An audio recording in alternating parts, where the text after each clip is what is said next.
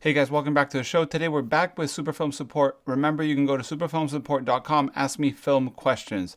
I've been getting quite a few complicated questions, and it doesn't mean that I won't answer them. It just means that I'm going to probably go ahead and find people to help me answer those questions better, because I'm not always an expert in every single field about film photography. But today's question I actually sort of know how to answer. Today's question is from Clement Caron, and he says, I'm buying some Fuji color paper from my lab, Fuji Archive DP2, but the size is 25 by 30 centimeters.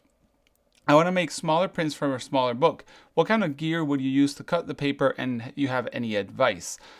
So I'm quickly gonna go over the situation for color paper for darkroom printing, which is the RA-4 chemistry process. And the problem with that is Kodak and Fuji discontinued pretty much every single size in sheet format. They do sell them in bulk rolls, but there are some Fuji crystal cut by actually Ilford, or at least that's what I was told a couple years ago. And they are basically available in stores like B&H, and in the UK in AG Photographic, and so on. So a lot of problems are a lot of people can't find all the emulsions of paper to cut or cut into sheets, so they cut them themselves. For example, like I said, Kodak Endura is still made for RA-4 chemistry solution, but basically the problem is you have to cut it yourself. And for that, there's plenty of different ways to do it. Always, of course, in the dark, so you can't just cut your paper with light or any safe light at all. I think you could use infrared light or goggles like the ones they use in the army and stuff like that, but I have never done that, so I can't guarantee that that will work. But I think color paper you can use with infrared goggles.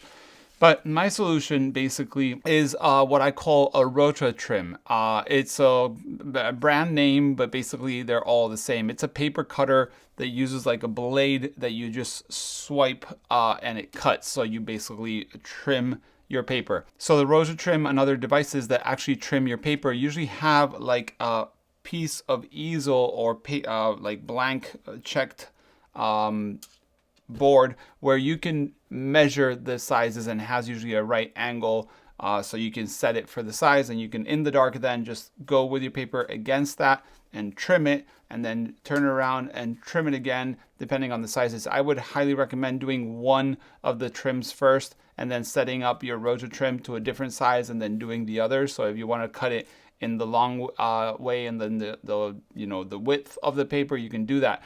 But there's another way that I found that worked really well, is some of those rota trims or similar paper cutters are metallic board. So you can use a magnet, and they sell flat magnets to put it on the board, and then you can just use it to go against that and cut. I found this really comfortable. I've cut 8x10 paper film to 4x10 because I have 4x10 holders, and I've done things like that before in the dark with pretty good consistency in my cuts and everything. But that's how I recommend you do it. I know there's like proper big ones that actually the paper come out properly and cut it at the size you want. Those are usually used like probably in the industrial labs, and they're worth like more than your whole darkroom.